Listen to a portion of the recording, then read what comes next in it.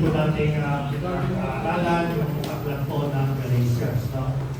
Sa nakaraang mensahe po natin, no, na diniscuss po ng ating mahal na Pastor, pinag-usapan natin yung tunay na kalayaan po sa biyaya ni Kristo. Sabi ni Paul doon sa Galatians chapter 5 verse 13, sabi, mga kapatid, tinawag kayo upang maging malaya. Ngunit huwag ninyong gamitin ang kalayaan nyo para pagbigyan ang mga pagnanasa ng laman. Sa halip, pagmahalang kayo magtulungan. Ibig sabihin, ang tunay na malayang tao ay yung marunong magmahal. Amen? Kalayaan galing kay Kristo ay hindi po lisensya para gawin ang gusto natin, kundi kapangyarihan para gawin ang tama. Ang magmahal kaya po ni Kristo. Love is the fruit of real freedom. Hindi mo kailangan patunayan ang kalayaan mo sa rebellion o sa pagiging independent, kundi sa pagsasakripisyo at paglilingkod po sa iba. At sabi pa ni Paul, the entire law is fulfilled in keeping this one command. Sabi yun? Love your neighbor as yourself. Ibig sabihin, ang buong kautusan ay natutupad sa pamamagitan ng isang utos na ito. Ibigin mo ang iyong kapwa gaya ng iyong sarili. So sa biyaya po ng Diyos, mga kapatid, hindi na tayo driven ng kautusan, kundi ng pag-ibig. At kapag may tunay po ng pag-ibig, walang inggitan, walang siraan, walang awayan. Everybody happy. Ang puso ng taong malaya kay Kristo ay pusong marunong pagmahal. Ngayong umaga, habang ipinagpapatuloy natin ang ating series sa Galatians, makikita natin na ang susunod na hakbang ng kalayaan na ito, walking in the Spirit, hindi walking dead. Kung saan nung nakaraan ay natutunan natin na love is the fruit of freedom. Ngayon naman ay matututunan natin na the Spirit is the power behind that love. Kasi hindi natin kaya mamuhay, mga kapatid, sa kalayaan at pag-ibig kung hindi sa kapangyarihan ng banal na Espiritu. Pero kung magiging honest tayo, mga kapatid, hindi madaling magmahal no? Tignan nyo nga yung katabi nyo, kung mahirap o madaling magmahal niya, mahalin niya. Ngayon, ano sabi? Tingin nyo. Lalo na kapag nasasaktan tayo, kapag hindi lovable yung mga tao sa paligid natin. Doon natin makikita, mga kapatid, kailangan natin ang tulong ng banal na Espiritu. Kasi kahit alam na natin na dapat magmahal, hindi natin kaya sa sariling lakas. Kapag tayo lang, bumabalik tayo sa laman, sa pride, sa galit, sa inggit, sa kasalanan. Pero kapag tayo lumalakad sa Espiritu, may kapangyarihang magbago. May grasya tayong magpatawad, umunawa, at magmahal gaya po ni Kristo. Kaya may umaga, pag-usapan natin ang walking in the Spirit, hindi walking dead.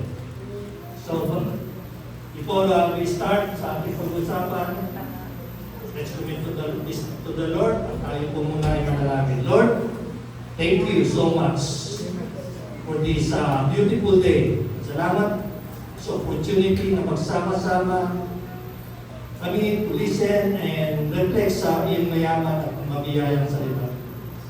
Lord, pagamat paulan, dito nagiging handa upang ikaw ay papurihan, pasalamatan sa umagang ito. Lord, sa pagpapahayag ko ng iyong salita sa umagang ito, dalangin ko ang iyong gabay at pagtubay. Fill me with your wisdom and humility. I pray na hindi ko sasabihin ang mga salita base lang sa sarili kong kakayahan, but through the leading of the Holy Spirit.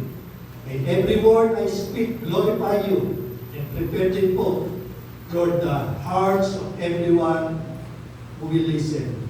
Open their minds, so open their hearts, so they can truly receive your message today. Lord, nawa, ang mensahe nito ay magatid sa amin to live freely, joyfully, and faithfully, knowing that the Holy Spirit is living in us. Naway patuloy na magamit ang oras na ito to encourage, to challenge, and to transform us. Sa inyo namin lubos ay pinagkakatiwala, Panginoon, ang lahat ng ito. Ito po ang aming dalangin sa pagtakilang pangalan ni Jesus. Ang lahat ng magsabi ay Amen. Amen. Hallelujah.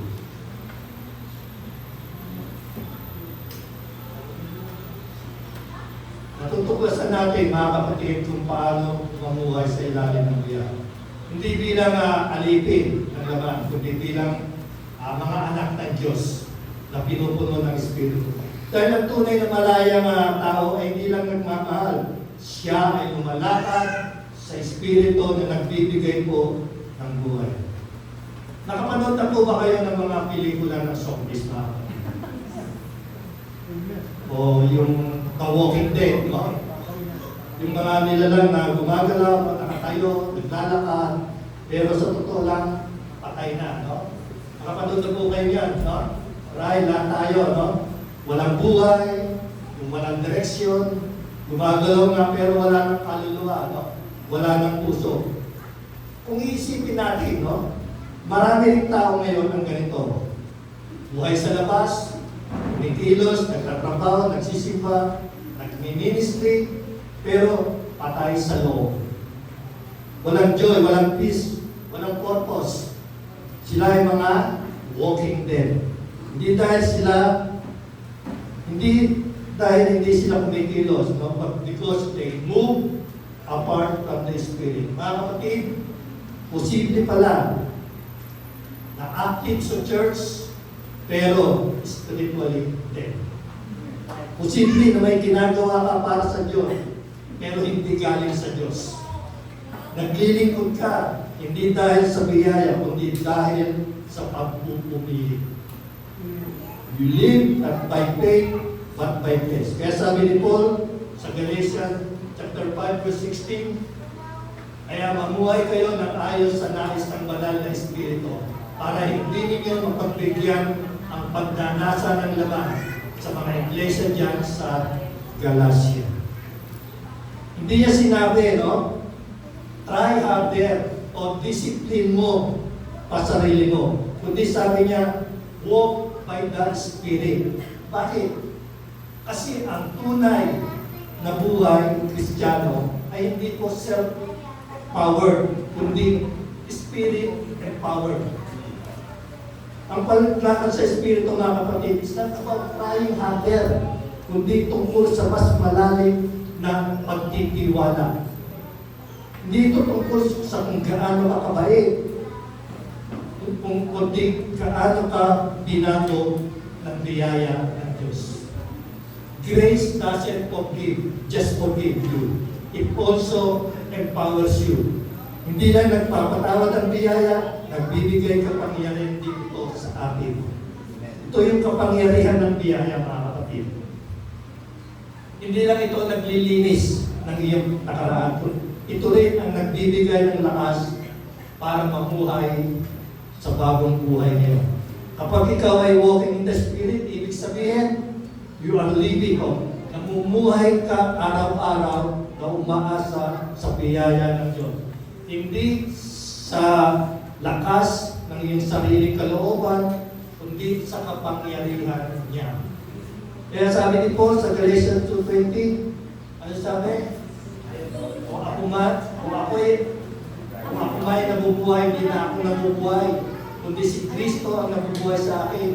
At habang ako ay nabubuhay ako sa pananalig sa Diyos, na umibig sa akin, at nag-alay ng kanyang buhay para sa akin. No? Napakaganda, no? Ito yung verse na una kong na-memorize. No? Ang ibig sabihin, yung the old me, the walking dead is gone. Now the life I live is by faith in the Son of God Ang contrast ng walking in the flesh versus walking in the spirit is this, mga kapatid. Walking in the flesh o yung pamumuhay sa laman ay ang mamuhay ayon sa sarili mong pagsisikap, karunungan, at sarili mong lakas. Ito yung Christian life na puno ng guilt, yung pagkakasala, exhaustion, yung pagkapagod, at frustration, yung pagkadismaya. Kasi ikaw ang may control, hindi ang Espiritu. Pero walking in the Spirit, mga kapatid, is living by grace. Ito ay pamamahinga sa tinapos na gawa ni Kristo sa krus. Hindi pagpupumilit ng makamit ang biyaya kanyang pinagkaloob na.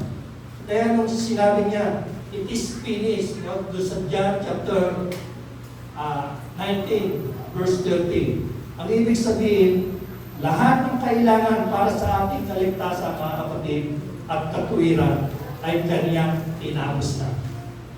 Wala ka nang kailangan idagdag, wala ka nang kailangan patunayan. All that remains is to believe in what He has done and rest in the finished work on the cross. Hindi ka tinawag ng biyaya to do more. Ang tawag ng biyaya ay magtiwala ng lubos. Hindi ito tungkol sa gawa ng tao, but about divine accomplishment. Hindi tayo lumalakad para sa tagumpay, mga kapatid. Lumalakad tayo mula sa tagumpay na tinapos na ni Kristo. At sabi sa Efeso chapter 2, verse 8 to 9, di lang nagpapatawad ang biyaya at bibigay kapangyarihan dito sa akin. Efeso 2:8. Yeah. Sapagkat dahil sa biyaya ng Diyos ay naligtas kayo ng sumampalataya kayo kay Kristo. Aloob ito ng Diyos at hindi galing sa inyo. Hindi ito nakasalalay sa mabubuti ninyong gawa upang walang maipagmalaki ang sino na. Kaya ang tang lumalakad sa Espiritu ay hindi po walking dead. Buhay siya, puspos ng kapayapaan, kagalakan, pag-ibig, at kapangyarihan. Hindi dahil siya ay perfecto, kundi dahil si Kristo ay buhay sa Kanya. Parang cellphone, no? Kahit pinakamahal na cellphone meron ka, mga kapatid, kung walang power, useless. No? Kumikinan na pero walang silbi. Ganyan din, mga kapatid, ang Kristiyano na hindi connected sa Holy Spirit. Ang Spirit, ang power source po natin. No? It gives life, direction, and strength. Ganon din, mga kapatid, sa buhay Kristiyano. Kapag nananatili tayong konektado sa biyaya ng Diyos, hindi natin kailangan pilitin ang pagbabago. Sapagkat ang Espiritu mismo, no? Ang Espiritu mismo ang pusang dumadaloy sa atin at kumikilos sa pamamagitan natin. Kaya ang biyaya, ang ugat, at ang Espiritu ang daloy ng buhay na nagbubunga ng kapayapaan, kagalakan, at kabanalan. Kapag hiwalay tayo sa biyaya, mga kapatid, natutuyo tayo. Pero kapag nakakapit tayo sa biyaya, umaagos sa atin ang kapangyarihan po ng Espiritu. Mga kapatid, the truth is, walking in the Spirit is not automatic. It's a daily journey of grace. Minsan, gusto natin sumunod sa Diyos, pero may umihila pa rin sa atin, pabalik. No? Gusto natin mamuhay sa kabanalan, pero may laban sa loob natin. Kaya may mga Kristiyano ngayon, ang buhay sa katawan, pero patay sa loob. Kumakanta, pero walang sigla. Naglilingkod, pero walang saya. Nasa church, pero parang disconnected sa source of life. No? Pero tandaan natin, hindi tayo tinawag ni Kristo para maging walking dead. Tinawag niya tayo para maging walking in the Spirit. Buhay, puspos, at nag-aapoy sa presensya ng Diyos. Pero ito ang tanong, mga kapatid. Paano tayo lalakad sa Espiritu sa gitna ng makasalanang mundo? Paano tayo mananatiling buhay sa biyaya kapag ang paligid ay puno ng tukso, presyo, at kahinaan? Dito pumapasok yung mensahe ni Apostle Paul sa Galatians 5:16-20. Dito niya ipinakita na ang buhay sa Espiritu ay hindi po isang pangarap. Ito ay isang katotohanan maaaring maranasan natin araw-araw. At para maintindihan natin ito, may tatlong mahalagang katotohanan ng ibinunyag si Pablo. Yung una, may conflict. Pangalawa, may contrast. Pangatlo, may calling. Yung una, may conflict, may labang nagaganap sa loob ng bawat mananampalataya. Pangalawa, yung contrast, nakikita ang malinaw na pagkakaiba ng bunga ng laman at ang bunga ng Espiritu. Yung panghuli, ako, may calling, may tawag ng Diyos na lumakad tayo sa Espiritu, hindi sa ating sariling lakas, kundi sa kapangyarihan ng Kanyang biyaya. Kaya ngayong umaga, samahan ninyo akong pagdilayan, mga kapatid, ang unang katotohanan. The conflict. Sabi sa Galatians 5:16-17, kaya mamuhay kayo ng ayon sa nais ng banal na Espiritu para hindi ninyo mapagbigyan ng pagnanasa ng laman. Verse 17, sapagkat ninanasa ng laman ay laban sa nais ng Espiritu. At ang nais ng Espiritu ay laban sa ninanasa ng laman. Magkalaban ang dalawang ito, kaya hindi ninyo magawa ang gusto ninyong gawin. Sino sa inyo dito, mga kapatid, ang minsan nakaka-experience ng tinatawag na spiritual tug of war?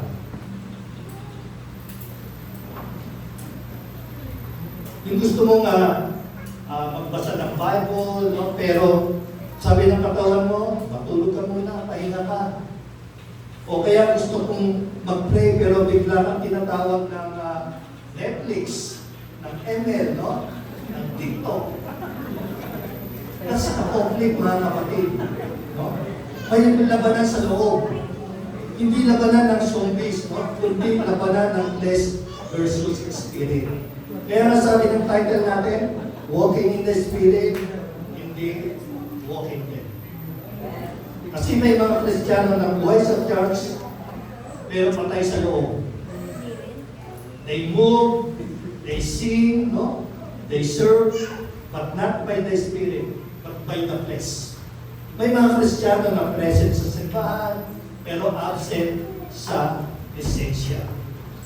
Sumasamba sa bibig, pero hindi po sa puso. No? And that's what happens, no? When we stop walking in the Spirit, we become walking dead. At gusto kong sabihin sa inyo ngayon, mga kapatid, ang buhay Kristiyano ay hindi patungkol sa pagiging busy, kundi sa pagiging connected. Hindi sa dami ng ginagawa, kundi sa lalim ng relasyon sa Espiritu ng Diyos. Dahil yung tinanggap ko si Kristo, hindi lang kanyang dugo ang naglinis sa iyo, ang kanyang Espiritu mismo ay tumira sa loob mo. Kaya ang conflict na nararanasan mo ngayon, hindi patunay na mahina ka, kapatid. Patunay ito na may buhay na Espiritu ng biyaya sa loob mo. Kung patay ka, walang laban. No? Pero dahil buhay ka sa biyaya, may tension sa loob mo. At yan ay tanda ng bagong buhay na nakay Kristo. Ang labanan ay hindi para sa tagumpay, mga kapatid. Sabi ni Paul, walk in the Spirit. Hindi niya sinabing, makipaglaban ka sa laman. Bakit? Kasi talo na ang laman sa krus. Kasama lang yung pinako. No? Sabi sa Galatians 5:24, pinako na ng matay Kristo ang pagnanasa at masasamang hangarin ng kalinang laman doon sa krus. Kaya mga kapatid, ang laban na ito ay hindi para patunayan na ikaw ay matatag. Ito ay laban para ipaalala sa iyo na tapos na ang laban. Ang Espiritu ay nandyan, hindi para tulungan ka magtagumpay, kundi para iparamdam sa iyo na tagumpay ka na kay Kristo. Grace says, sabi, hindi mo kailangan magtagumpay para maging matuwid.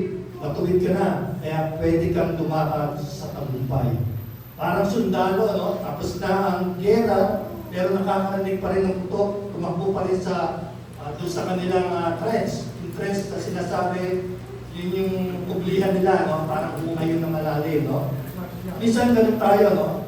Pinatawad na tayo, pinalaya na tayo, pero bumabalik pa rin tayo sa paglaban na tatapos na. Grace reminds you, tapos na ang labanan para sa iyong katuwiran. Lumakad ka ngayon sa kapayapaan. Walk in the Spirit. Hindi ito laban ng kapangyarihan, kundi laban sa kamalayan. Kaya maraming Kristiyano ang laging pagod. Kasi laging lumalaban no? Pero ang grace-filled believer, hindi lumalaban para magtumpay. Lumalakad dahil tagumpay na. Ang Espiritu ay hindi nagbibigay ng bagong kautusan, kundi nagbibigay ng bagong puso. Kaya kapag lumalakad ka sa Espiritu, hindi ito pilit, kundi natural.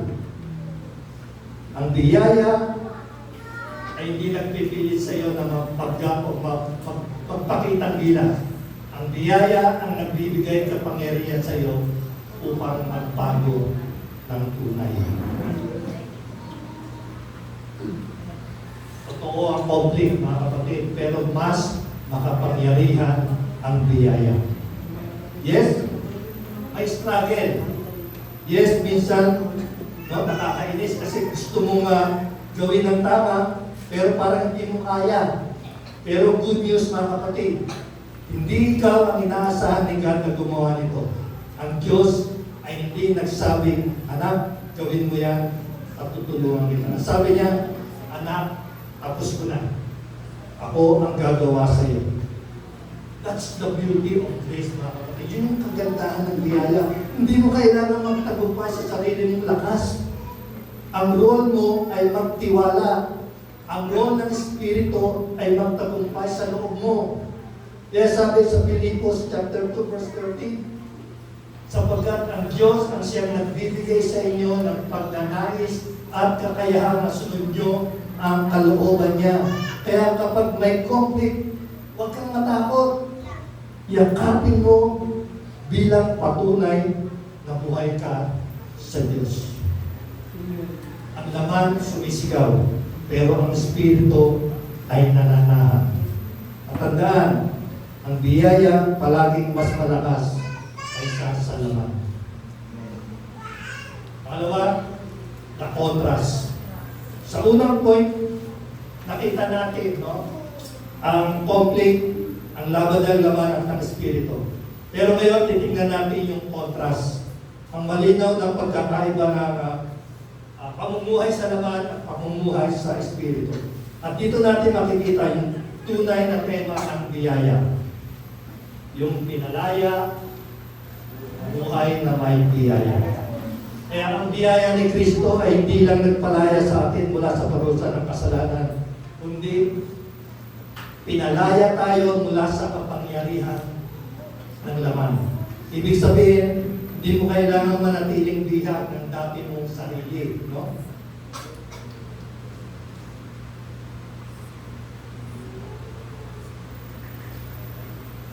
Ang pamumuhay sa laman ay buhay na bilanggo. Sabi ni Paul sa verse 19, ang mga taong sumusunod sa minanasan ng laman ay makikilala sa gawa nila. Sexual na immoralidad, kanaswaan, kahalayan, no? Ibig sabihin, makikita mo talaga, no? Obvious. Ano pa ang mga yon? Sabi, sexual na immoralidad, kanaswaan, kahalayan, no? Ano pa? Pagsamba sa mga Diyos-Diyosan, pagkukulang, pagkapuot, pag-aaway, pagkasakim, pagkatulog, paggalit, pagkawatak-watak, pagkahati-hati. Verse 21, pagkaingit, paglalasing, pagkahilig sa kalayawan, at iba pa ang kasamaan. Binabala ko kayo tulad ng ginawa ko mo. Ang mga namumuhay ng ganito ay hindi mapapabilang sa kaharian ng Diyos. Pero tandaan mga kapatid, hindi ito listahan ng kasalanan para sigahan tayo. Ito ay salamin ng kalagayan ng tao iwalay sa Espiritu. Ang flesh or ang laman ay parang bilangguan na walang rehas. Nakakalakad ka pero nakatali pa rin ang puso mo sa sarili mong kagustuhan. Parang isang pusa ito no? Gustong tumalon sa labas ng kulungan pero may tali sa leeg. Kahit anong pilit, babalik at babalik pa rin yung pusa. No? Ganyan yung taong nasa laman. Gusto ng pagbabago pero lagi bumabalik sa dati. No? Pero salamat sa Diyos mga kapatid, ang biyaya ay dumating hindi para pagalitan ka, kundi para kalayanin ka. No?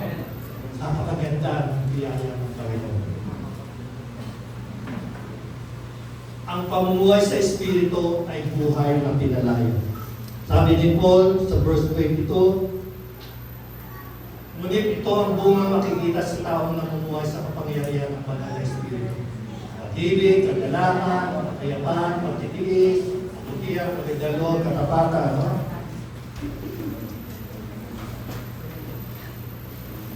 Naunan, pipigil sa sarili. Kung ganito ang pamumuhay natin, hindi na natin malalabag ang utos ng Diyos. Pansinin niyo po, no? Hindi sinabing mga bunga, no? Kundi bunga, no? Singular, isahan. Ibig sabihin, ito ay isang buhay na ibinubunga ng isang espiritu. Hindi mo kailangan pilitin ang sarili mo para magbunga. Kapag konektado ka sa espiritu, bunga ang lalabas sa iyo, no? Hindi bungang araw, mga kapatid. Hindi burden. Ang pamumuhay sa espiritu ay hindi gawin mo para maging mabuti, kundi hayaan mong kumilos ang espiritu dahil ikaw ay ginawang mabuti. Ang laman ay nagpo-produce ng gawa. Ang espiritu ay nagpo-produce ng bunga. Magkaiba yun mga kapatid. Ang gawa ay bunga ng presyo. Ang bunga ay resulta ng presence. No? Kaya kapag ikaw ay nasa ilalim ng biyaya, hindi ka na nagtatrabaho para magustuhan ka ng Diyos. Gumagawa ka dahil mahal ka na niya. Ang bunga ng Espiritu ay ebidensya ng biyaya, hindi ebidensya ng galing. Tignan niyo ang unang bunga, pag-ibig, love. No? Hindi ito ordinaryong pag-ibig. Ito ay agape love. Ang pag-ibig na dumadaloy sa taong alam kung gaano siya kamahal ni Kristo. No? Kaya, kung gusto mong magmahal ng totoo, hindi mo kailangan pilitin. Kailangan mo lang manatili, mga kapatid, sa presensya ng biyaya. Dahil sa totoo lang, ang bunga ng Espiritu ay hindi yung tinatawag na to-do list, no? Kundi resulta ng relasyon. Sabi sa John 15:5, ako ang puno ng ubas at kayo ang aking mga sanga. Ang tao na nanatili sa akin at ako rin sa kanya ay namumunga ng marami. Sapagkat wala kayong magagawa kung hiwalay kayo sa akin. Hindi maaaring hindi magbunga ng isang puno, no? Kapatid. Nagbubunga yan. Kaya bilang mga Kristiyano, kailangan nakikita yung bunga sa atin. Ano lang yung hindi nagbubunga? Na puno. Plastic na puno. No? Kahit anong dilig nyo dyan, hindi magbubunga yan mga kapatid. Kaya kapag nakikita mo ang bunga ng Espiritu sa buhay mo, hindi dahil magaling ka, kapatid, kundi dahil grace is at work in you. Ang Ang taong nasa laman ay sinisikap maging banal para ng kabiligan. Pero ang taong nasa espiritu ay banal dahil tinanggap na nito. Diba? Paano mamuhay ng malaya? Puspos ng biyaya. Una, kilalanin mo kung sino ka ay Kristo. Hindi ka na alipin ng laman. Ikaw ay anak ng Diyos. Pinalaya ka para lumakad sa Espiritu. Hindi para magpanggap na banal. Pangalawa, manatiling konektado kay Kristo. Hindi na kondena sa sarili. No? Ang susi sa bunga ay koneksyon. Hindi po condemnation. Kapag nagkamali ka, huwag kang lumayo. Lumapit ka lalo. Pangatlo, mamuhay araw-araw na may kamalayang ikaw ay nasa biyaya. No? Kapag araw-araw kang mula sa biyaya, hindi ka mabubuhay sa guilt, no? Sa takot o sa pressure. Mamumuhay ka sa kapayapaan at kumpiyansa na ikaw ay mahal ni Kristo. Kaya mga kapatid, ang pamumuhay sa laman ay parang pamumuhay sa anino ng nakaraan. Laging takot, laging pagod, no? Laging kulang. Pero ang pamumuhay sa Espiritu ay buhay sa liwanag ng biyaya. Laya, payapa, at puno ng kagalakan. Ang pinalaya ng biyaya ay hindi na po walking dead. Siya ay walking in the Spirit. At ang bawat akdang niya ay patunay na ang biyaya ni Kristo ay buhay sa Kanya. Isang malakas na palakpak para sa Panginoon. Amen. Kaya ako kayo pinalakpak para patuloy natin ang Panginoon. Para hindi bumaksak yung dito. Nakikita ko puro Chinese na kayo. Yan yung Chinese. Chikit na yung mga mata niyo, no? Kaya pinalakpak ko talaga. Para sa Panginoon nyo, no? Hindi para sa atin, no? Kapag lumalakad tayo sa Espiritu, hindi mo kailangan patunayan ng sarili mo. Kasi pinatunayan na ang tinapos na gawa ni Kristo sa krus kung gaano papamahal. Ang laman ay nagsasabing, gawin mo para matanggap. Pero ang biyaya ay nagsasabing, tanggap ka na. Ayaw mo nang magbago. That's the difference, mga kapatid. The contrast between religion and relationship. Between effort and grace.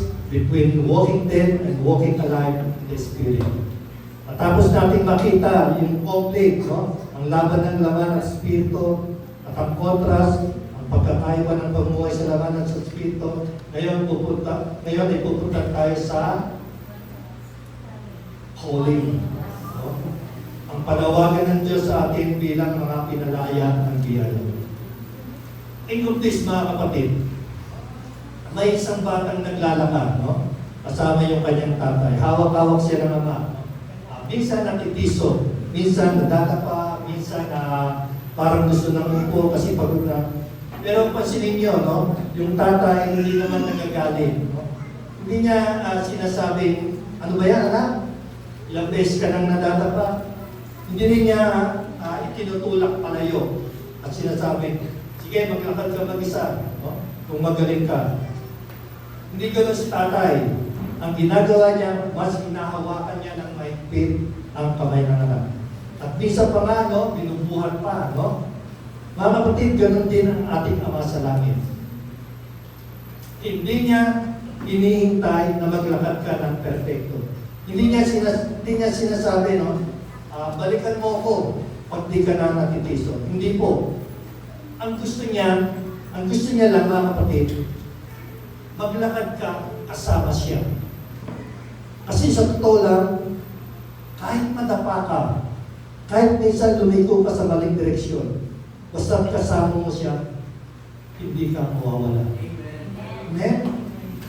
At alam niyo ang maganda rito, mga kapatid, habang naglalakad ka, kasama siya, unti-unti yung dating matapatin, nagiging matatag. Yung dating natitisod, natututong tumindig. At yung dating takot, tumawag sa kamay ng Diyos, ngayon ay ayaw na bumitaw. Mga kapatid, hindi mo kailangan maglakad ng perfecto. Lakad ka lang ng kasama siya. Ang paglakad sa Espiritu, mga kapatid, ay hindi tungkol sa kung gaano ka kabilis ka kumilos, kundi kung gaano kalapit ka sa Kanya. Hindi ito pagaan ng lakad, kundi palaliman ng ugnayan. Sapagkat at the end, hindi ang bilis ng iyo ang mahalaga, kundi ang presensya ng Espiritu na kasama mo sa bawat hakbang mo. Hindi ka lang tinawag para maligtas. Tinawag ka para mamuhay sa layunin ng Espiritu. Hindi lang para tumigil sa paggawa ng masama, kundi para mamuhay sa kabutihan ng Diyos sa pamamagitan ng biyaya niya. Ang tawag ng Espiritu ay tawag ng pagbabago. Sa verse 24, sabi, itinako na ng mga natay Kristo ang pagnanasa at masasamang hangarin ng kanilang laman doon sa krus. Ibig sabihin nito, mga kapatid, kapag tayo ay natay Kristo na, hindi na tayo alipin ng laman o ng dating makasalanan ugali. Sa krus ni Kristo, napako na ang ating lumang pagkatao kasama ang mga makasalanang pagnanasa. Dito ibig sabihin na wala na tayong tukso, no? Kundi hindi na ito ang boss ng buhay natin. Sa biyaya ng Diyos, may bago na tayong pagkakakilala. O yung ating new identity, no? Tayo ay nasa Espiritu, hindi na sa laman. Then, hindi tayo lumalaban para patayin ang laman sa sarili nating lakas. Nananampalataya tayo, napatay na ito dahil sa tinapos na gawa ni Kristo. In short, hindi try harder, kundi trust deeper. Hindi defeat the flesh by effort, kundi believe that in Christ, the flesh is already crucified. That's grace, mga kapatid. Resting in what Christ has done, not striving in what you can do. Magpahinga sa ginawa na ni Kristo, hindi magpumilit sa kaya mong gawin. Sa biyaya, hindi mo kailangan magtrabaho para mapalapit sa Diyos. Dahil kay Kristo, malapit ka na. Kaya hindi na ito tungkol sa pagsisikap, mga kapatid, para matanggap, kundi pamumuhay bilang tinanggap na ng Diyos. Ang tawag ng Espiritu ay tawag ng relasyon. Sabi ni Pablo sa verse 25, yabang binigyan ng tayo ng Espiritu ng bagong buhay, umakad tayo ayon sa kanyang pagtulong. Napansin niyo, mga kapatid, hindi sinabing tumakbo, no? Kundi tumakad.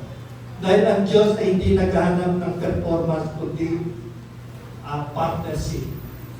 Ang walking ay larawan ng patuloy na ugnayan.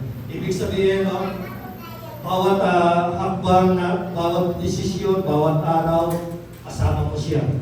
Hindi ito instant na perfection, kundi progression sa presensya ng Diyos. Walking in the Spirit is not about moving faster. It's about staying closer. Hindi ito tungkol sa kung gaano ka kabilis umusap, kundi kung gaano ka kalapit sa Diyos habang lumalakad ka. Sapagkat sa presensya ng Espiritu, ang tunay na lakas ay hindi nakukuha sa bilis po ng hakbang, kundi sa lalim ng relasyon.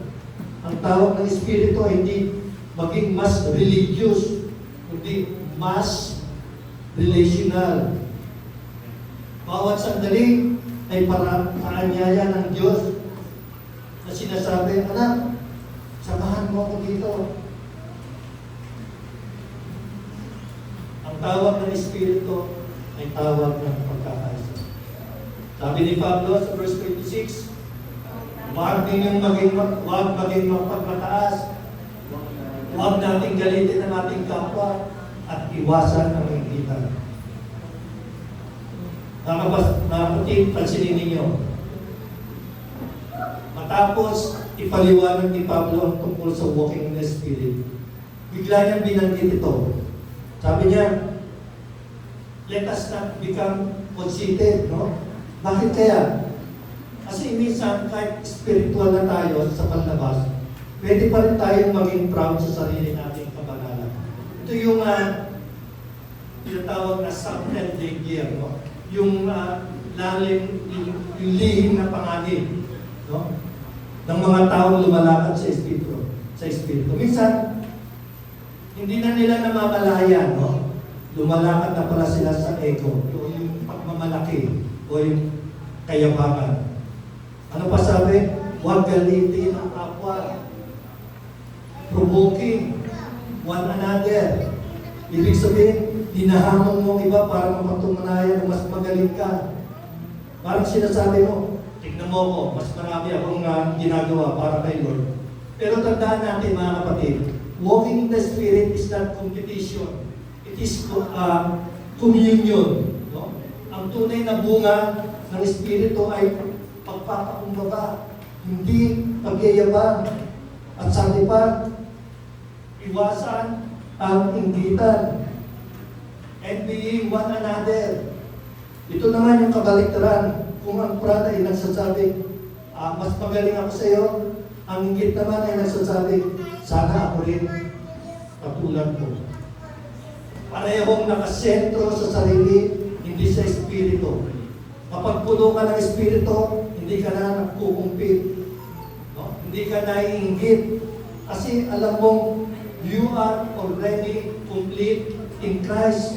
No? Parang dalawang mananampalataya na parehong tinawag ng Diyos. Yung isa, matagal na sa ministry, ang isa, bagong Kristiyano pa lang. Pero pareho silang mahal ng Diyos. Walang mas spiritual sa isa. Dahil sa biyaya, mga kapatid, pantay-pantay tayo tinawag. Kaya kung lumalakad ka sa Espiritu, hindi ka kompetisyon ng kapwa mo, kundi kakampi sa paglakad sa biyaya. Okay? The Spirit unites, the flesh competes. Kaya kapag ikaw ay nasa laman, gusto mong mapansin. Kapag ikaw ay nasa Espiritu, gusto mo si Kristo ang mapansin. Ang tawag ng Espiritu ay tawag ng misyon. Bakit ka tinawag ng Diyos na lumakad sa Espiritu? Hindi lang para sa sarili mong kaligtasan, kundi para maging patotoo ng kanyang biyaya sa mundong puno ng takot, galit at pagkukuloy. Kapag lumalakad ka sa Espiritu, ang buhay mo ay magiging tinatawag na walking sermon ng kabutihan ng Diyos. Hindi mo kailangang hawakan yung mikropono, no? Para mangaral. Ang bawat galaw mo, ang bawat salita mo, bawat pagpapatawad mo, ay nagiging ebidensya na ang biyaya ni Kristo ay totoo. Isang empleyado, mga kapatid, palaging inaalimusta sa trabaho.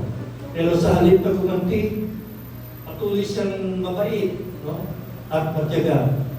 Minsan tinanong siya ng katrabaho niya, no? Bakit hindi ka nagagalit kahit ganito trato sa'yo? Umiti lang siya, kaya ngumiti lang. Punikin namin mga itin, no? Umiti siya, sinabi, hindi dahil sa akin, dahil sa Espiritu na nasa akin. That's the calling, mga kapatid. To reflect Christ wherever you go. To reflect Christ wherever you go, ibig sabihin, maging buhay na salamin ang biyaya ni Kristo. Huwag yung salamin na puro alikabuka. Kasi kung madumi ang salamin, hindi si Jesus ang makikita mo. O makikita sa iyo mukha mo. No? Mukha mo lang ang makikita. Kaya araw-araw, hayaan mong linisin ka ng Espiritu Santo. Para kapag tinitignan ka ng tao, hindi nila masasabi, uy, kamukha mo yung dati mong ugali. Hindi po, parang. Kundi, grabe, kamukha mo si Jesus. Amen? Malakas na palakpak para sa Panginoon.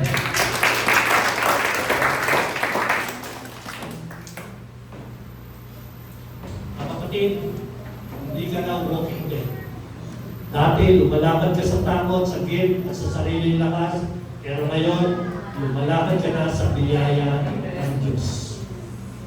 Hindi mo na kailangang mapuli ng pagmamahal ng Diyos dahil sa cross, itakol ka na niya hanggang sa kamatayan.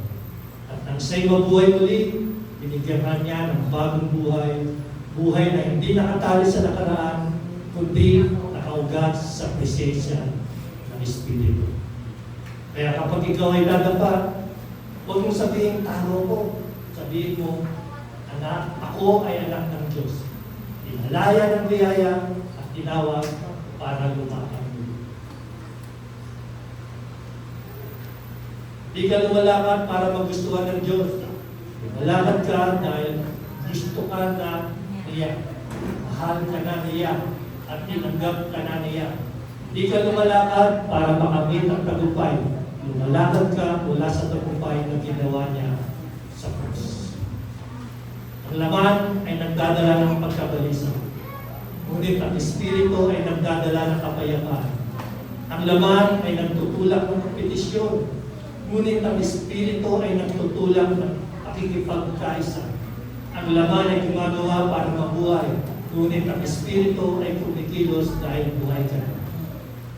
Kaya mula sa araw na ito, mga kapatid, lakaran mo ang buhay hindi bilang alipin ng dati mong sarili, kundi bilang anak na pinalaya ng biyaya.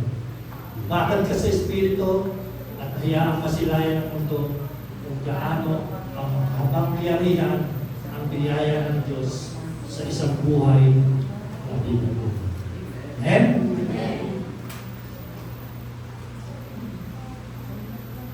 Dahil kapag lumalakad ka sa Espiritu, hindi ka nagmamadaling hanapin ang pag-ibig ng Diyos. Lumalakad ka dahil nararanasan mo na ito. Hindi dahil gusto mong patunayan sa sarili mo, kundi dahil gusto mong ipakita kung gaano kabuti ang Diyos na nagmahal sa iyo. Amen? Pwede ba natin yung tayo mo?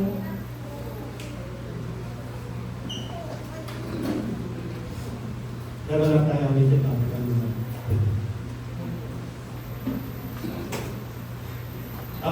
Pagkatapos po ng announcement, meron po tayong gagawin sa prayer po kasi ang ginagawa nila handle time. Gawin naman natin, no? Sa atin, reflection circle, no? Tinatawag na reflection circle. Ito po yung short guided time para magbahagi ng takeaways, no? Ano yung natutunan mo, no? Ano yung aral na nakita mo doon sa mensahe, no? Ginahagi ng pastor, no? Halimbawa, yung takeaway ko, walking the Spirit ay hindi tungkol sa pagiging perfecto, kundi pagiging committed kay Lord. Yun po yung takeaway, no? Kaya pagkatapos po ng announcement, gagawa po tayo ng reflection circle.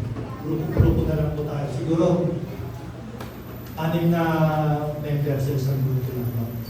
Tapos, ano tayo, ano yung natutunan natin sa mensahe ng ating pastor.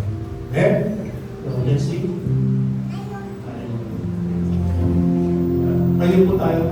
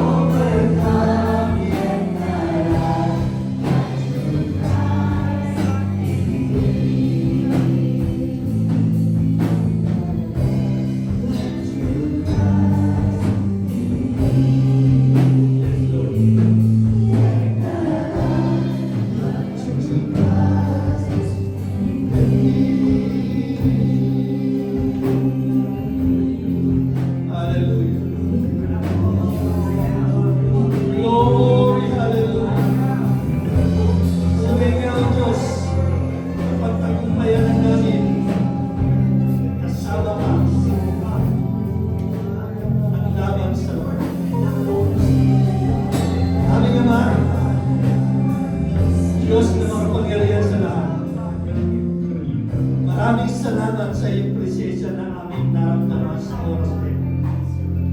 Salamat, Panginoon, sa iyong buhay na salita na muling nagpaalala sa amin na kami ay tinawag hindi para mabuhay sa laman, kundi para lumakad sa Espiritu.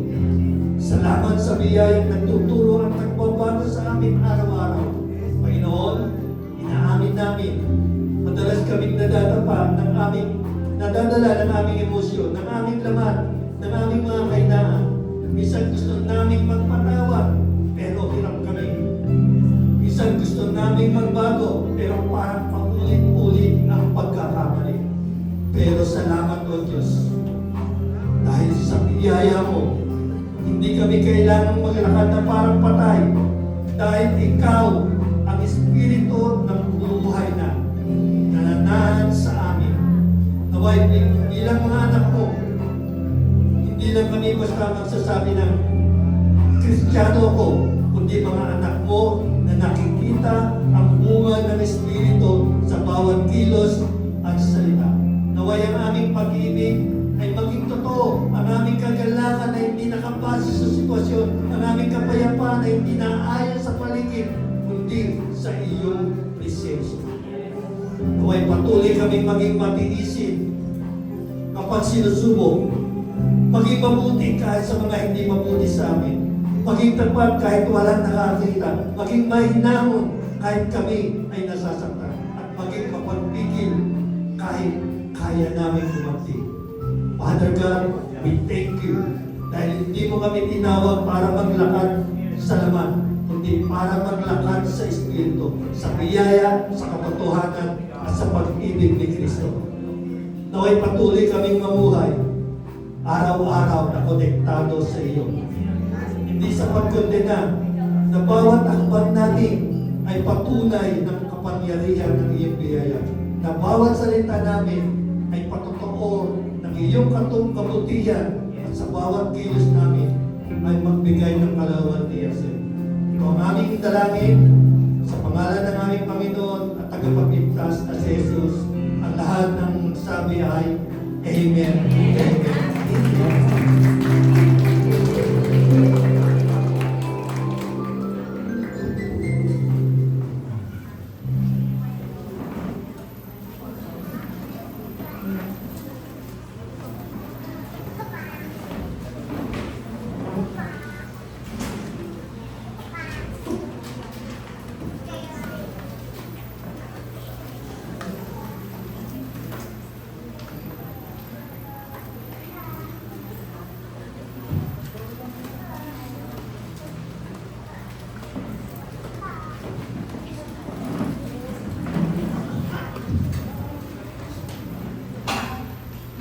Po, maraming salamat po, Pastor, sa mga salita na pinahanga sa amin.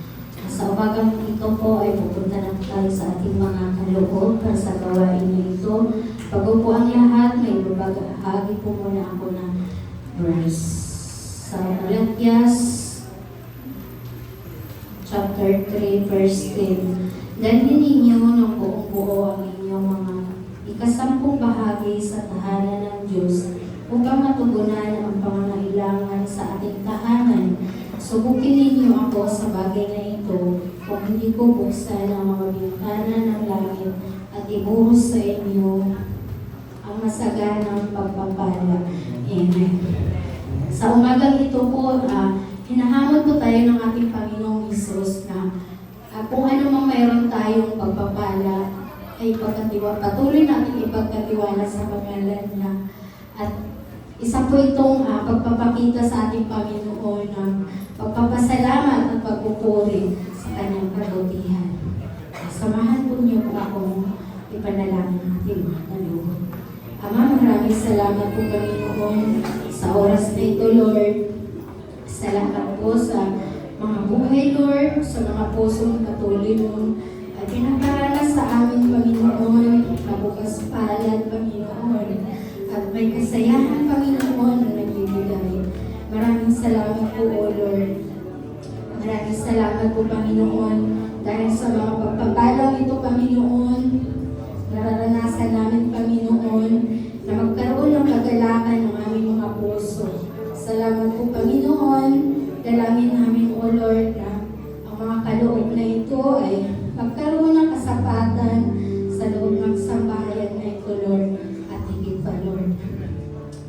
Panginoon, Kumilos Lord. Patuloy mong gamitin ito sa ikabubuti at ikalalago ng aming bahay sambahan. Maraming salamat po, Panginoon. Ang aming papuri at pasasalamat ay patuloy namin itinataas sa pangalan ni Jesus. Amen.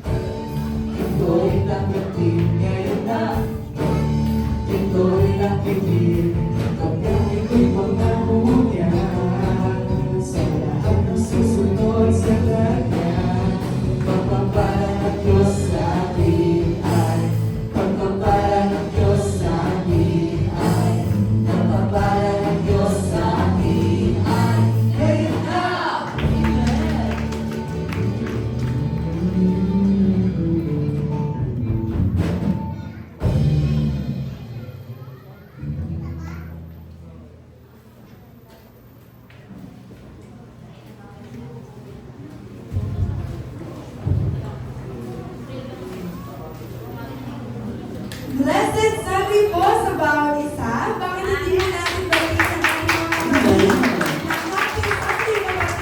Happy Sunday, kapatid! Ako po si Adeline. Ako naman po si Pia Jasmine and magandang araw po sa bawat isa.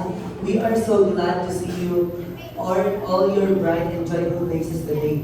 Truly, it's another day that the Lord has made na to worship at makipag-fellowship sa mga kapatiran natin. Amen. Kaya naman po, dadako na po tayo sa ating mga announcements para po tayong lahat ay updated sa ating church events. Para po sa ating unang announcement, sige nga po, pwede po bang sumigaw ng hallelujah ang mga kabataan ng J-Tron? Ay, mahina. Mas malakas pa po. 1, 2, 3, go! Ayan. Calling all young people ages 13 to 35 and not yet married, join us this afternoon at 2 p.m. para po sa ating youth fellowship na may temang Guarding Your Purpose. Let's learn how to protect our calling and live out God's plan with passion and purity. Amen. Amen. Next naman po, ang ating Be Bold Leadership Summit 2025. We invite po every leader and assistant leader para po sa darating na October 26, 2025 para po sa ating event na Be Bold Leadership Summit 2025. Ito po ang magkakaroon sa J.W. Rayaw sa oras po na 1:30 hanggang 6:30 p.m. Meron din po tayong merch.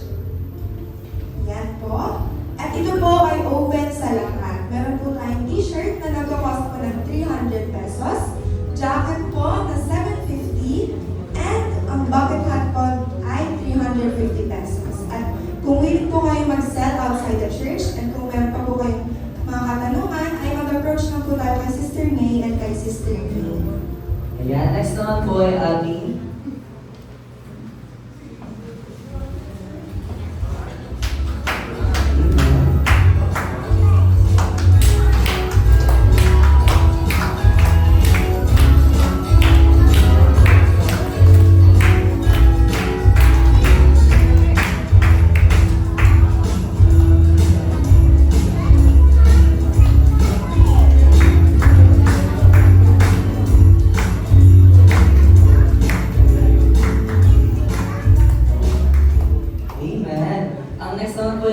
One Heart, One Smile. Be part of changing lives through our One Heart, One Smile project. For only 500 pesos, you can sponsor a child and bring hope, joy, and a brighter future. Biruin mo, Ate Ray, sa halagang 500 pesos, maaari ka na makapinta ng ngiti sa bawat bata, di ba, Ate Ray? Yes, po. Together, let's make a difference. Sige na po. Sabay-sabay na po tayo mag one heart, one smile. One heart, one smile. Kung meron pa po kayong katanungan, kindly approach Sister May para po sa inyong mga katanungan. Next naman po. Are you someone who loves creativity, technology, or telling stories through media? Then the production team is the place for you. Our team brings moments to life through multimedia presentations, social media posts, event documentation, and creative digital arts. Every frame, every post, and every design helps tell God's story and connect people to His message. Whether you're skilled or just willing to learn, your gifts and talents can help spread God's message in powerful ways. Come and be part of the production team. Let's use our creativity to glorify God together. Sign up today. Amen. Kung kayo naman po ay merong mga talents na nabanggit dyan, ay ang ating bahay-sambahan po ay open for volunteers at people na willing po mag-serve sa ating bahay-sambahan. Iba po kayo, Justin? Hindi lang po para sa production team, ay open pa rin po kami sa iba't ibang ministers katulad po ng ushering, worship team, kids ministry, and many more. Amen. We are all made for a purpose po. Kaya huwag naman po kayo mahihiyang mag-approach sa ating mga leaders. And we can't wait to serve the Lord with you po. Lumapa naman po tayo sa ating mga regular announcement. Sa Sunday celebration po na we continue to invite everyone to our Sunday celebration every 9 p.m. at time of worship, the word and spiritual growth. Pwede din po kayo mag-invite ng classmates, tito, tita, mama, papa po, para po mas madami, mas masaya. Amen. Next naman po. Ang ating cleaners, para naman po sa ating cleaners, lubos po kami nagpapasalamat sa bawat isa na naglalaan po ng oras nila every Saturday upang mapalinis po ang ating bahay-sambahan. This Saturday po, ang naka-assign po ng cleaners ay ang Joy Group. Kaway-kaway naman po sa ating Joy Group. Ito po ay sa pangunan po ni Sister Baby. Maraming salamat po sa buhay ninyo. Patuloy po tayo mag-anak sa prayer meeting na ginaganap tuwing Friday at 4 p.m. Let's unite in prayer every Friday. It's our time to intercede, give thanks, and strengthen our faith together. Remember, a church that prays together stays strong together and stronger. Amen. Ito po ay ang ating prayer request form. Ito po ay nasa baba yung box po. And kung meron po kayong mga prayer request, ay pwede po kayong magsulat dyan at ibaba niyo lang po sa ating prayer request box. Sunod naman po ang ating Sunday school na ginaganap po every Sunday, 1 p.m. to 2 p.m. Ini-invite po namin ang ating mga bata po na ages 4 hanggang 12 years old. Mamaya na po ito 1 p.m. hanggang 2 p.m. Ayan, totoo nga po na dapat po hanggang bata pa ay tinuturuan natin sila ng salita ng Diyos para sa pagkakas nila ay mas strengthen yung faith nila at lumago sila kay Lord. Amen. Kung kayo po ay wala pang IG groups, inaanyayahan po namin kayo na sumali sa aming Inspired Personal Group. Isang maliit na grupo kung saan tayo ay mas lalalim sa pananampalataya. Makikilala ang isa't isa at magbabahagi ng buhay na kasama si Lord. Dahil ang tunay na paglago ay nagaganap kapag tayo sabay-sabay na lumalago. Amen. Kung wala pa po kayo, pwede po kayo mag-approach sa mga leaders, katulad ni Sister Ling at Sister Ling.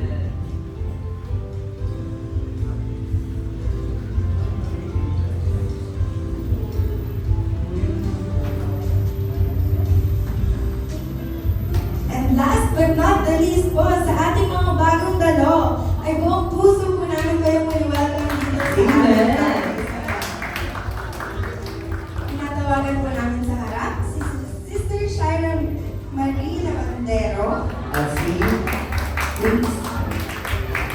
Princess Princess Swain Ann Abrero, at si Mary Grace A. Abrego. Amen. kasama po ng nag-invite Ayan. si papasalamatan po namin ang mga nag-birthday ngayong week na to. Kung meron po nagdidiwang ka ng kanilang birthday this week, October 12 hanggang October 18, ay i-invite din po namin sa kanila. Kung bakit kami kayo Sis Joy Alinion, October 16. pati na rin po ang nag-celebrate ng kanilang anniversary sa October 12 hanggang October 18. Kung wala na po, may tinatawagin kami. Mr. Pat, ipag-ipag-pray po ang ating mga biyong tower. Wala po ba may birthday?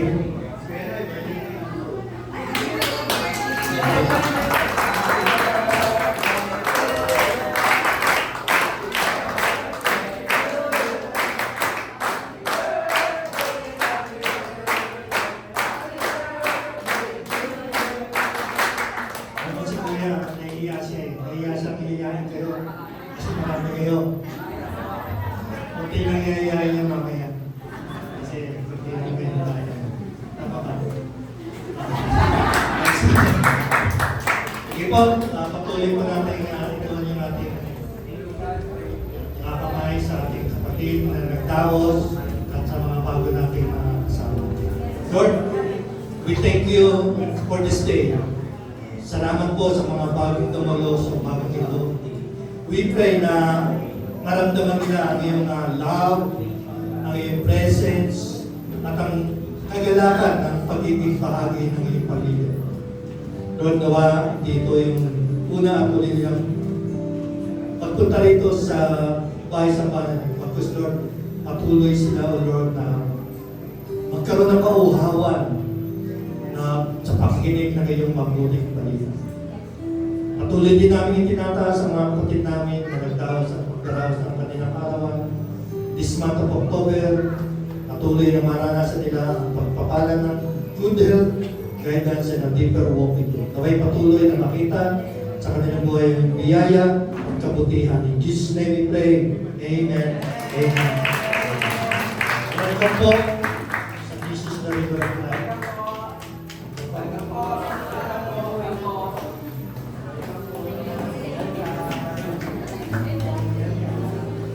Na magkakaroon po tayo ng next yung circle.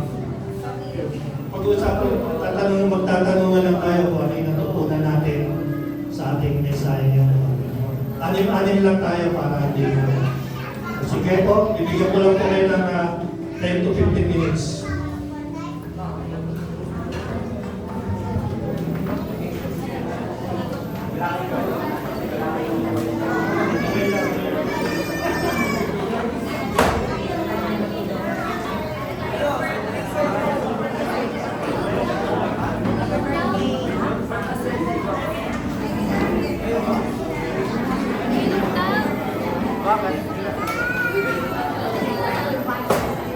Share lang tayo. Yan, ano po?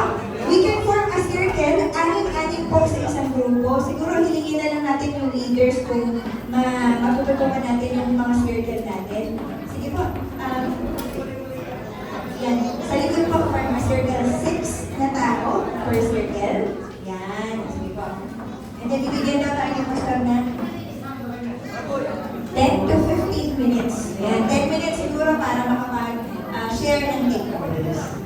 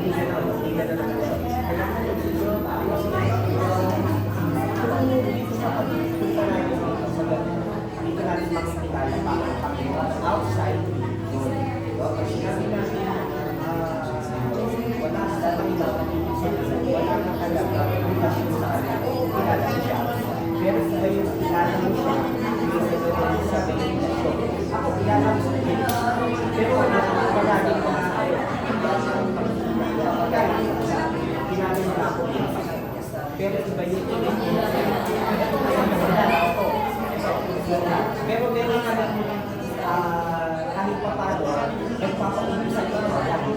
Kahit pa paano, ibig sabihin yung kilala mo, alam mo yung mga nangyayari, di ba? Pagkano, kasi, may relasyon ko. May relasyon ko. Iba yung kilala mo lang siya, na iba yung relasyon ko. Ganun din sa iba yung kilala mo lang siya, kaysa yung kasi yan, mas malalim, mas wala sa kanya, kami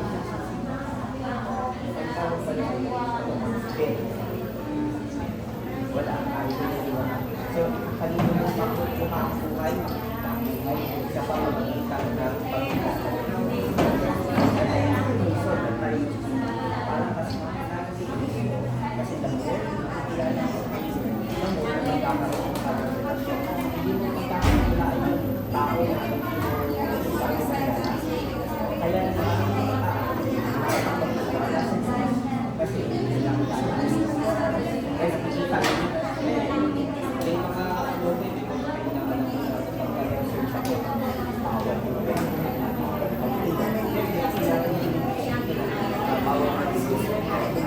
sabi natin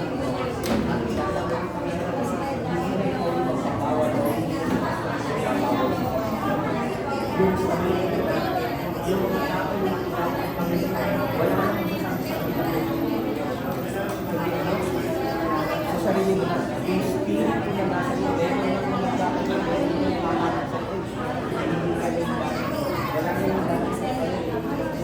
gawa ng dalang sa'yo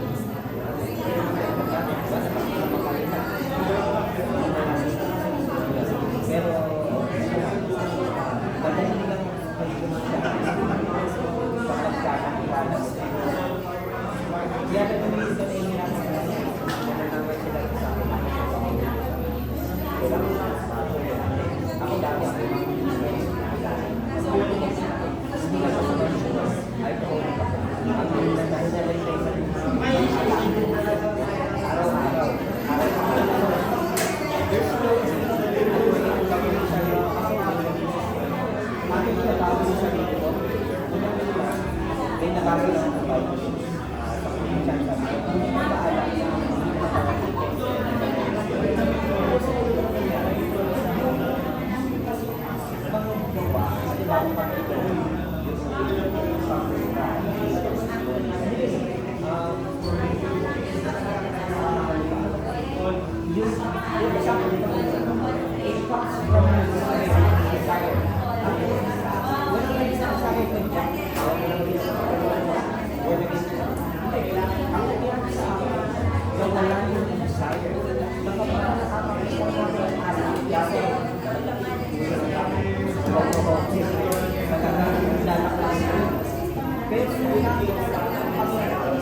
sa bawal sa akin.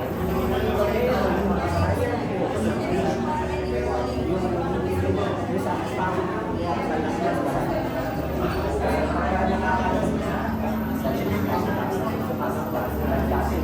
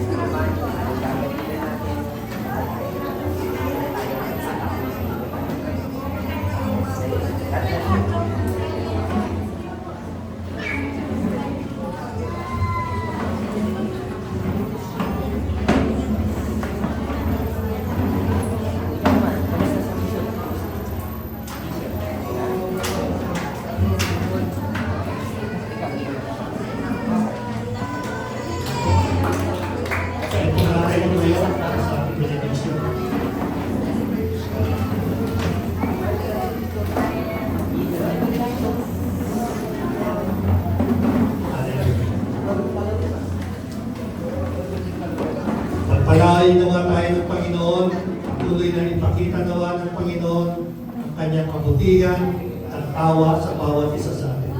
At malugod nawa ang Panginoon sa atin at patuloy na bigyan niya tayo ng mabuting kalagayan at ang biyaya, pagpapala, pabor ng Panginoong Jesucristo at ang pag-ibig ng Diyos at ang pakikipag-isa ng Banal na Espiritu ang sumainyong lahat. Amen. Amen. Magandang umaga sa lahat, mga kapatid.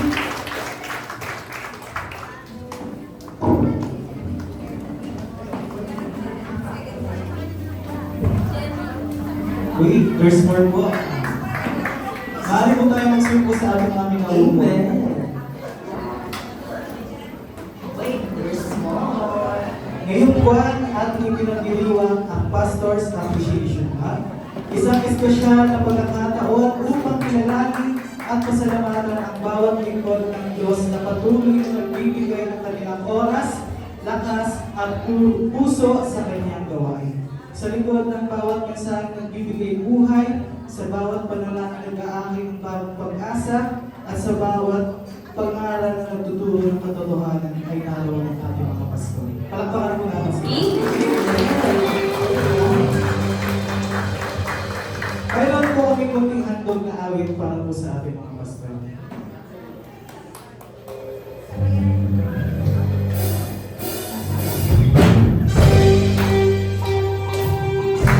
Kung alam mo po ang paano mo rin sa babae.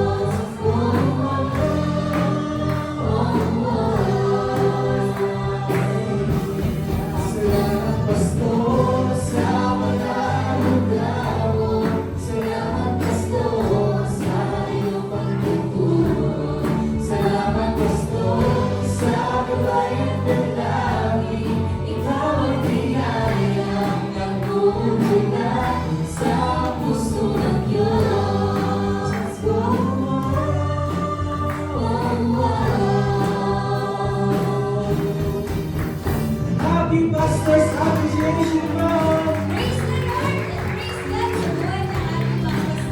Maraming salamat po sa patuloy po mga pastor. Patuloy po namin kayo ipapanalangin.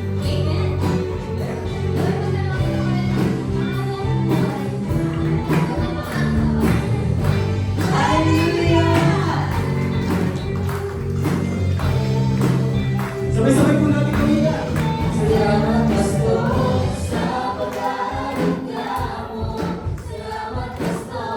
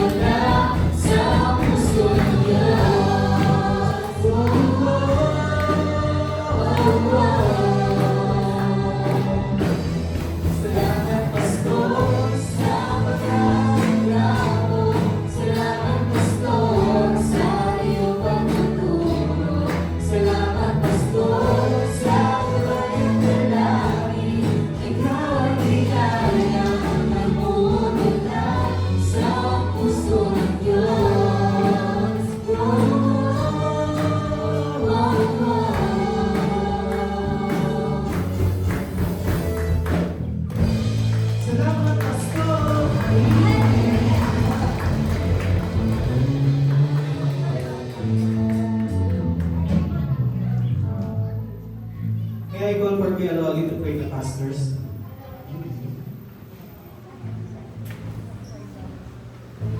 Ayan, tinatawagan ko po ang ating mga mabubuting pastor. Maraming salamat po. Pastor Chart and Pastor Pan. Amen. Tanggapin niyo po ang aming munting regalo. Sa inyo po.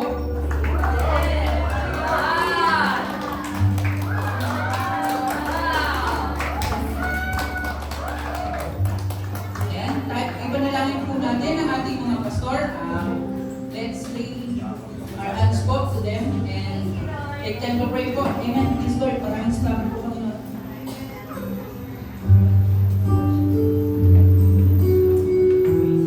Yes Lord, hallelujah. Lord God, thank you for the tips of our pastor, Panginoon. Pastor Jack, Pastor Paz, Pastor Chard, Panginoon, salamat sa mga lingkod mong ito. Maraming salamat sa pagtugon sa inyong panawagan. Shepherd to flock. Sinabi mo nga po, Panginoon, sa iyong salita na the Lord is our shepherd, we shall lack nothing. Naniniwala po kami, kayo ang kumukop at nagpapalakas sa kanila. Kaya sila ay nakakapagpatuloy po sa paglilingkod. Salamat po sa kanilang mga puso na laging handang maglingkod, magturo ng iyong salita, at magbigay sa amin ng gabay. We are so blessed to have a leader who loves you and cares for your people. Lord, patuloy niyo po silang palakasin physically, amen, emotionally, and spiritually. Bigyan niyo siya ng wisdom sa bawat decision po at courage sa gitna po ng mga pagsubok. We also pray for their families na patuloy niyo silang protektahan, balain at punuin ng pagmamahal at kagalakan. Pagbalain niyo po sila sa lahat ng kanilang mga pagpapagal at sakripisyo sa pag-abot sa mga wala po sa iyo. Sustain them and their families. Help us, Lord, na maging encouragement din po kami sa mga aming mga pastor. Teach us to appreciate, support, and pray for them always. Salamat po sa kanilang buhay at sa lahat po ng kanilang mga ginagawa. We honor you, Lord, and we give you back all the glory to you. In Jesus' name we pray. Amen.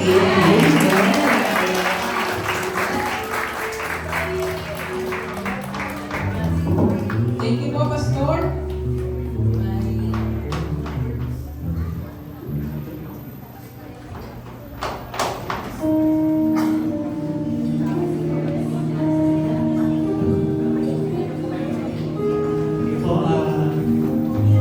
Opo ay patuloy na nagpapasalamat sa inyo. Patuloy na suporta nyo sa maisambahan na ito. Yung pagtitigan nyo, mamalasakit nyo sa gawain ng Panginoon. Although maliit pa yung mga ministry natin, no? Paglilinis ng church, no? Patuloy na palinisan ng church, no? Bawat ministry, no? Patuloy na ginagamit para gamitin ang pagpapalawak ng salita nito. Salamat sa inyo, no? Diba, hindi man namin na isang hindi namin nasusuklayan, no? Pagmamalasakit nyo. Pero wala akong masabi, no? Kundi salamat. Salamat sa Panginoon. Salamat sa mga pagsuporta nyo dito sa bahay sa bahay. Salamat sa inyo. Salamat. Salamat.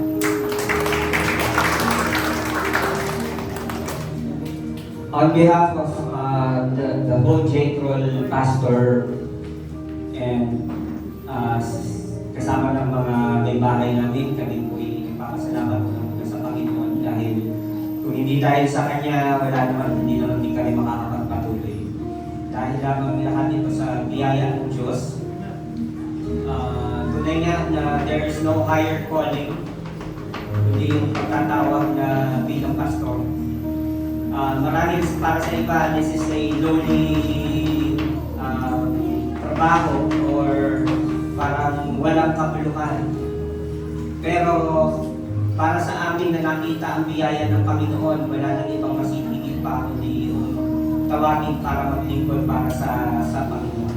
And again, mga kapatid, you are such an encouragement para sa akin. Ang inyong pagpupo dyan kada linggo, ang inyong pakikinig, ang bawat pagdalo nyo sa mga inspired group, yung mga pagbati nyo sa amin, yung mga ngiti ninyo na salita namin, yung mga pasasalamat na kada may maririnig kayong sermon ay isang malaking encouragement sa amin. Kaya kami nakakapagpatuloy.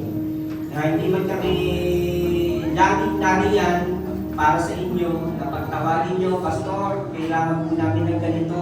Pastor, kailangan po namin ng accounting. Hindi man namin mapunan yung mga physical na mga material, monetary. Wala man kami maiabot lagi sa inyo dahil minsan si Pastor nangangailangan din. Pero ito lamang yung nais namin sabihin sa inyo, hindi man namin maibigay yung mga physical na yon, pero lagi kayong laman ng aming panalangin. Bago kami, kayo muna yung itinutulog namin sa Diyos na kung paano namin nakita yung kabutihan niya, ang panalangin namin, ganun din ninyo makita ang kabutihan ng Panginoon. Na kung paano siya kumikilos sa buhay natin, ganun din yung pagkilos niya sa inyo. Kung paano namin nararanasan yung pag-ibig, biyaya, kapayapaan, ganun din ibuhos niya sa inyo ang kapayapaan, ang pag-ibig at biyaya na hindi natin masukat sa iba. Mga kapatid, mahal na mahal kayo ng Panginoon, mahal din namin kayo. Salamat po. Amen. Kami po ay nagpupulit, nagpapasalamat muna sa Panginoon. At dahil siya naman yung tumawag sa akin doon sa ministry na ito. Pero alam niyo po, ilang taon na ba akong pastor? Parang 3 years. Ang hirap pala. Sobrang hirap dahil kagaya na sinabi ni Pastor Jan, bago kami, kayo muna. Bago yung pamilya namin, kayo muna din. Diba? So, itong pagkatawag na to is very selfish or selfless decision na ginawa namin sa buhay namin. Bakit? Dahil pinili na namin ibigay yung buhay namin para sa Panginoon. Pinili na namin na maglingkod para na sa Panginoon. Kaya nga, ang prayer namin, dalangin namin, na sa bawat pangangaral namin, sa pag-aatid namin ng mensahe sa inyo, ang makita ninyo yung kagandahan at bigaya ng Panginoong Kristo. Makita ninyo yung kabutihan na nag-abot sa atin. Amen? So, kami doon lang masaya na po kami doon. Yung bawat ngiti ninyo, yung presensya ninyo, every Sunday, every prayer meeting, makita namin yung mga nagkakwakuhan, naggaganda ang mga anak ng Diyos. Masaya na po kami doon. No, yun po yung nagbibigay sa amin ng malakasan bilang mga pastor. No, kaya nga, this month, no, ito pong Pastor's Appreciation Month, kami ay talagang nagpapasalamat dahil nakikita namin yung suporta ninyo. No, nakikita namin yung presensya ninyo na nagpapalakas sa amin. No, kaya again, sa kaduluduluhan, walang ibang makapurihan kundi ang ating Panginoon. Amen. Salamat po.